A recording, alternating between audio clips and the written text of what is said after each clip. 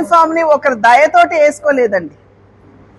Police ఎవరైతే IPS అవుతారో వారు చాలా కష్టతరమైనటువంటి పరీక్షలు రాసి వాటిని ఆ పరీక్షల్లో ఉత్తీర్ణులై వారు పోలీస్ సేవలోకి రావడం జరుగుతుంది.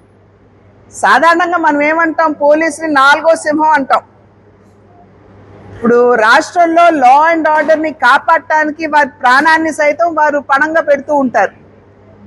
అటువంటి పోలీస్ వ్యవస్థని కించపరుస్తూ అవమానపరుస్తూ ఆయన ఆ మాట్లాడడం అనేది ఇది ప్రతి ఒక్కరూ కూడా ఖండించవలసినటువంటి విషయం. ప్రతి ఒక్కరూ కూడా ఖండిస్తున్నారు.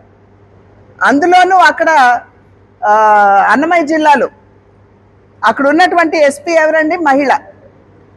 కనీసం ఆ ఆలోచన కూడా లేకుండా బట్టలు ఊడదీసి కొడతాము అని చెప్పటం ఇది ఎవరు కూడా సహించరు. ఇవాళ 5,000 మంది మహిళలు పోలీస్ వ్యవస్థలో ఉన్నారండి. ఇది కేవలం మహిళల్ని కాదు, అసలు పోలీస్ వ్యవస్థనే కించపరిచారు. కనుక ఆయన ఖచ్చితంగా పోలీస్ వ్యవస్థ క్షమాపణ చెప్పాలి. పాత్రికేయుల మిత్రులందరికీ ముందుగా నా నమస్కారాలు నేను తెలియజేస్తున్నాను. ఈనాడు పాలడుగు గ్రామానికి గావ్ చలో అభియాన్ అనేటువంటి కార్యక్రమాన్ని పురస్కరించుకుని నేను ఇక్కడికి రావడం జరిగింది. జిల్లా అధ్యక్షులు తిరుపతిరావు గారు, అదేవిధంగా మండలాధ్యక్షులు భాషా గారు, మరి మా రాష్ట్ర ప్రధాన కార్యదర్శి మరియు ఈ జోన్కి ఇన్ఛార్జ్గా ఉన్నటువంటి బిట్రా శివనారాయణ గారు, అదేవిధంగా ఈ జిల్లాకి ఇన్ఛార్జ్గా ఉన్నటువంటి రామకృష్ణారెడ్డి గారు, మరియు ఈ జిల్లాలో ఉన్నటువంటి నాయకులందరూ కూడా మేము ఈ కార్యక్రమంలో ఈరోజు పాల్గొనడం జరుగుతుంది.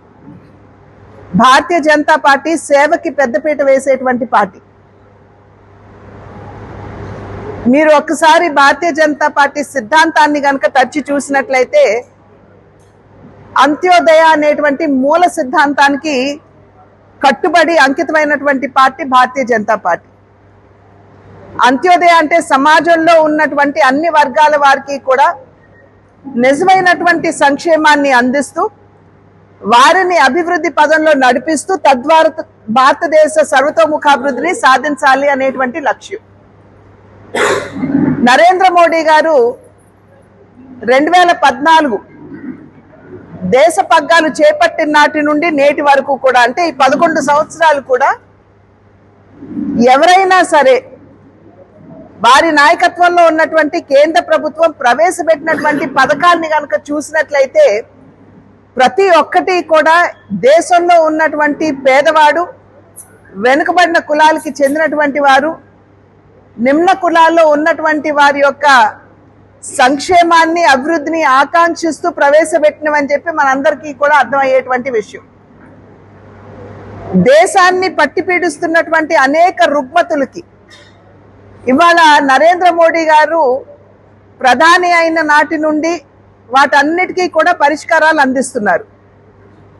ఒకానొక సందర్భంలో ఇందిరాగాంధీ గారు ప్రధానిగా ఉన్నప్పుడు గరీబీ హటావో అనేటువంటి నినాదం ఇచ్చారు. అదేవిధంగా బ్యాంకుల్ని ప్రైవేటీకరణ చేశారు. చేస్తున్నప్పుడు వారు చెప్పినటువంటి విషయం ఏమిటంటే ఈ దేశంలో ఉన్నటువంటి పేదల్ని బ్యాంకింగ్ వ్యవస్థకి చేరువ చేయాలి అనేటువంటి ఆలోచన అని చెప్పి అప్పట్లో వారు చెప్పారు. కానీ వారి ప్రధానిగా ఉండడం మాత్రమే కాకుండా 2014వ సంవత్సరం వరకు ఎంతమంది పేదల్ని బ్యాంకింగ్ వ్యవస్థకి చేరువ చేశారు అని కనుక లెక్కలు చూసినట్లయితే దేశంలో 7 కోట్ల మందిని మాత్రమే బ్యాంకింగ్ వ్యవస్థకి చేరువ చేయడం జరిగింది. నరేంద్ర మోడీ గారు జన్ధన్ ఖాతాలు, జన్ధన్ యోజన అనేటువంటి కార్యక్రమాన్ని వారు తీసుకొచ్చారు. ఇది ఉదాహరణకి చెప్తున్నాను నేను. వారు ఈ జన్ధన్ యోజనని తీసుకొచ్చిన తర్వాత దేశంలో దగ్గర 50 కోట్ల మంది పేదల్ని బ్యాంకింగ్ వ్యవస్థకి ఇవాళ చేరువ చేయడం జరిగింది. దానిలో కూడా మహిళలు అత్యధిక శాతం, ఎస్సీలు పెద్ద శాతంలో ఉండటం ఇక్కడ గమనించవలసినటువంటి అంశం.